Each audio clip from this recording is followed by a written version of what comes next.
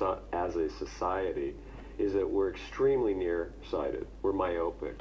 We're all so focused, you know, on the details and little things, and our educational system gets us thinking about pieces and distractions and all these things that are irrelevant and unimportant,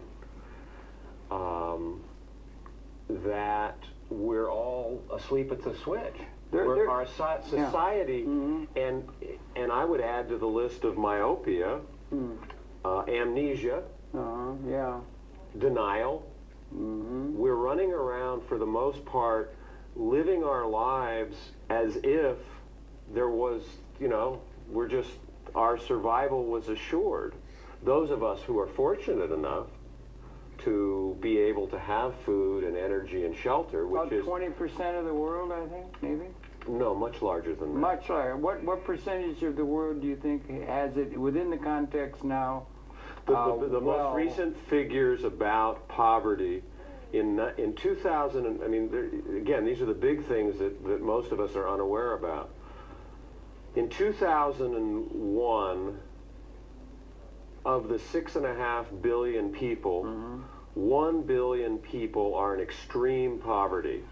Wow. Okay. That means living on, from a monetary point of view, less than $1 a day. Yeah. And they're not making it. Yeah. They're not making it. And the trends are bad there? No, the trends are actually, well, and I have to say this all with a footnote, because right now, with the, you know, we're just at a point where you're seeing some terrible things going on, where arable land is being used to grow fuels in ways that is not very efficient, which is then putting pressures on food, and food prices are going up. So some of these trends may, you know, we may run the risk of reversing some of these trends. But in 1981, there were 1.5 billion people who were in extreme poverty.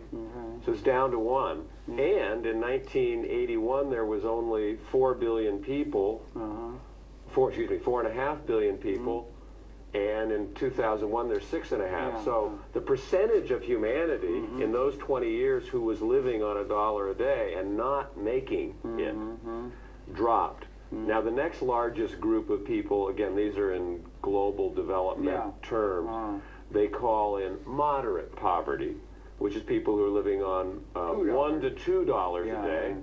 They're, you know, life is hard, but their basic needs are met in the sense that they have food. You know, it's risky. They don't always know that they can count on it, but they have food, they have shelter, they have their very basic needs. So they're just making it, but just barely. And there are 1.5, in 2001, the estimates were that there are 1.5 billion people in moderate poverty. So that's 2.5 billion. Right, okay, so... That's 4 billion that are doing okay?